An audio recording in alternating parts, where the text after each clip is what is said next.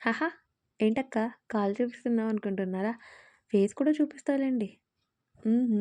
ఏంటక్కోయ్ మంచిగా రెడీ అయినావు డ్రెస్సు, చెప్పులు అనుకుంటున్నారా? నా పుట్టినరోజురా బాబు! అందుకే కొంచెం రెడీ అయ్యానట్లా.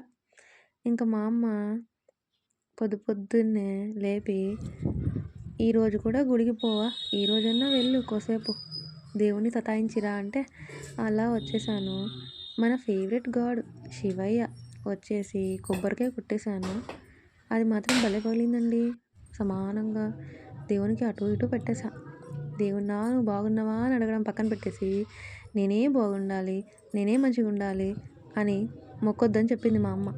ఎందుకంటే అందరూ బాగుండాలి, అందులో మనం ఉండాలి అని చెప్తది. అందుకని బాగున్నారా దేవుడా అని అడగకుండా అందరూ బాగుండాలని కోరుకున్నా. అలాగే శివయ్యకి అభిషేకము చేసి, దేవుడా ఒక సెల్ఫీ ప్లీజ్ అనుకోని అలా వీడియో తీసేసుకున్నానండి. నాకు భలే అనిపించింది. ఈలోపు ఈవినింగ్ అయిపోయింది. మా నాన్న కేక్ తీసుకొచ్చేసాడు.